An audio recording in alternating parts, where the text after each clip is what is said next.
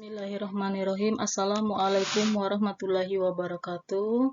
Baiklah, pelajaran hari ini pelajaran akidah akhlak, kita akan membahas terkait materi mengenal Asmaul Husna, Al-Qawi dan Al-Qayyum. Oke, selanjutnya sebelum kita mulai pembelajaran pada hari ini, coba diperhatikan gambar yang pertama. Gambar yang pertama adalah gambar atlet angkat besi yang bisa mengangkat besi dengan sempurna. Yang kedua adalah gambar kemandirian seorang siswa menggunakan baju sendiri untuk berangkat ke sekolah. Nah, apa yang terjadi pada peristiwa di atas? Apakah ada hubungannya dengan pelajaran hari ini? Nah, mari kita pelajari pembahasannya pada hari ini. Oke, selanjutnya. Nah, materi hari ini berarti kita akan memahami Asmaul Husna, Al-Qawi, dan Al-Qayyum. Oke, Al-Qawi yang artinya adalah yang maha kuat. Pernahkah kalian mendengar kisah Raja Jalut dan Nabi Daud? Nah, Raja Jalut adalah seorang laki-laki yang sangat kuat dan bertubuh raksasa. Namun, dia dapat dikalahkan dengan mudah oleh Nabi Daud alaihissalam yang saat itu masih berusia sangat belia. Nah, siapa yang memberi kekuatan kepada Nabi Daud sehingga bisa mengalahkan Raja Jalut? Siapa lagi kalau bukan Allah Subhanahu wa Ta'ala yang memberikan kekuatan kepada Nabi Daud. Al-Qawi mengandung makna bahwa hanya Allah yang maha kuat, maha sempurna kekuatannya. Kekuatan Allah tidak dapat dikalahkan oleh siapapun.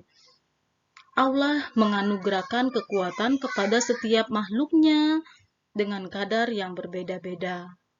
Kekuatan yang dimiliki oleh manusia tidak kekal seperti kekuatan yang dimiliki Allah.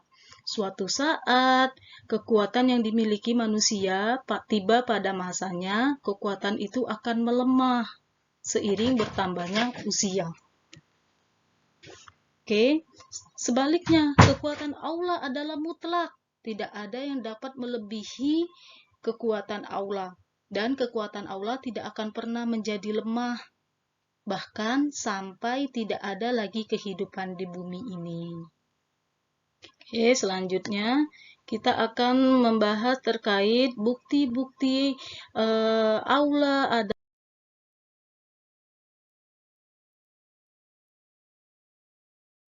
bahwa Allah adalah yang maha kuat. Yang pertama, Allah telah menahan dan menopang langit dan bumi supaya tidak hancur. Allah menyediakan oksigen sebagai sumber kehidupan manusia yang tidak akan pernah habis. Jadi setiap hari oksigen yang kita hirup adalah sumber dari Allah Subhanahu wa Ta'ala.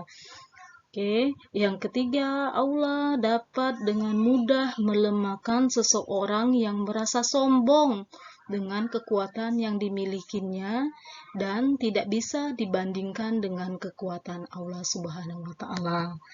Dan selanjutnya kita akan membahas asma Allah terkait Al-Qayyum yang artinya adalah yang maha mandiri. Oke, menurut Asy Syarif Al-Hasan menjelaskan bahwa Al-Qayyum itu memiliki dua arti. Yang pertama, Allah yang berdiri sendiri dan tidak membutuhkan seluruh makhluknya. Yang kedua, Allah yang selalu mengatur makhluknya. Seluruh yang ada di alam semesta membutuhkan Allah Subhanahu wa Ta'ala. Semua makhluk ciptaan Allah membutuhkan bantuannya. Tidak ada satupun di alam ini yang terjadi kecuali atas kehendak Allah Subhanahu wa Ta'ala. Nah, sebagai makhluk ciptaan Allah, kita harus hidup bersosial dengan baik kepada sesama makhluk lain. Karena manusia diciptakan dengan fitrahnya, tidak bisa hidup sendiri dan pasti membutuhkan bantuan orang lain. Makhluk ciptaan Allah Subhanahu wa Ta'ala harus saling hidup berdampingan. Misalkan kita antara manusia harus hidup saling berdampingan. Manusia juga membutuhkan hewan dan tumbuhan untuk memenuhi kebutuhan.